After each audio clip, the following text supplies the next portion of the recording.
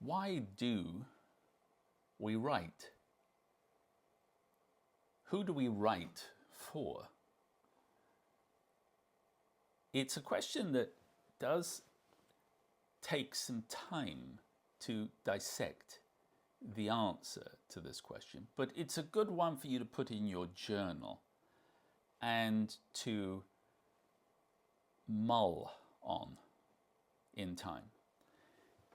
Many writers have a deep need to express themselves. Others want to tell stories or simply make sense of the world. Every writer's motivation is entirely different.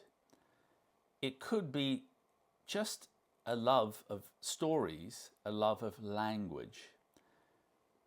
It could be a need for self-expression, a desire to communicate or connect, a way to understand the world, a desire to create something lasting, an appreciation for the craft and wanting to be part of that, a natural curiosity, a need for reflection, to have a sense of purpose. For some, writing is just a hobby, and for others it is a calling, but it's how one contributes to the world, whether fiction, journalism, poetry, or any other form of writing.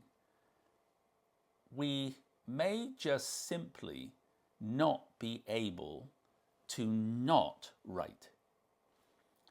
So let me take a look at a case study again, and we're thinking about writing and finding our voice, working more on trying to understand that voice and the parts that make it up and the motivations that drive us to that particular tone, voice, style.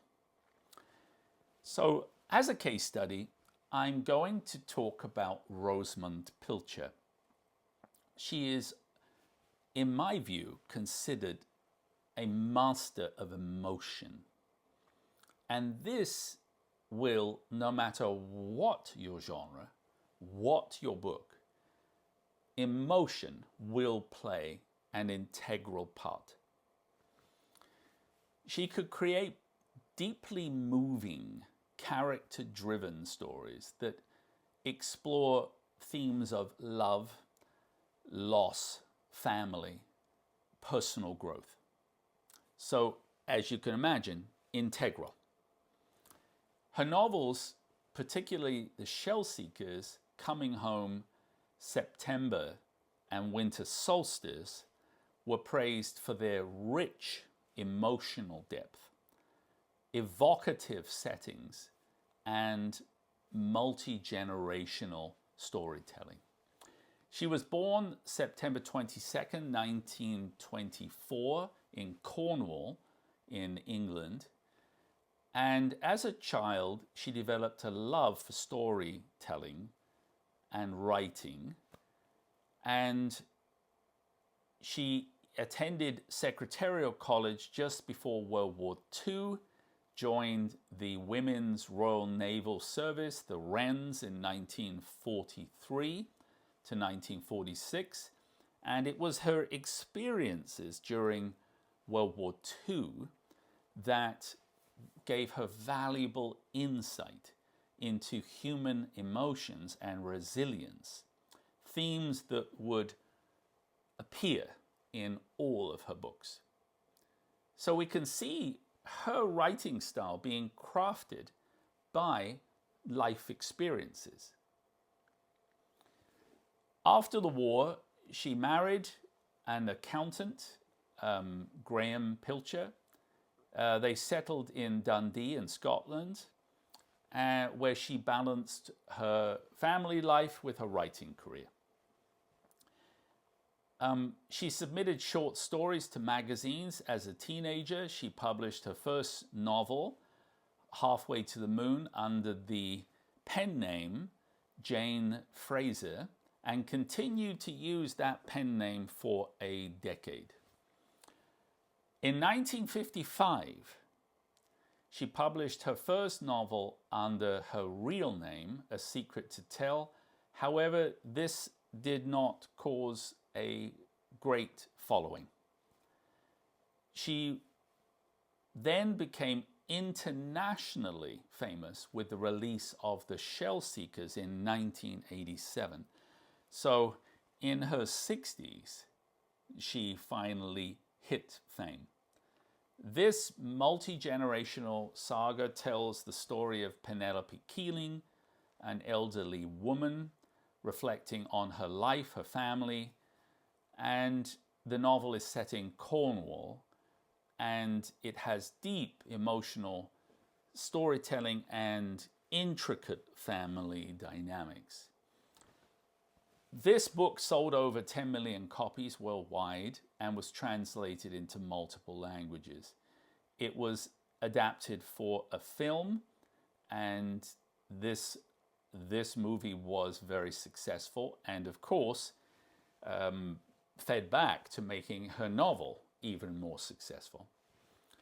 September came out in 1990, and Pilcher took 5 years to write her books, which was a great frustration for her readership, who had to wait so long for the next novel. Coming Home came out in 1995, Winter Solstice in 2000. After Winter Solstice, she decided to retire and died February 6, 2019 at the age of 94.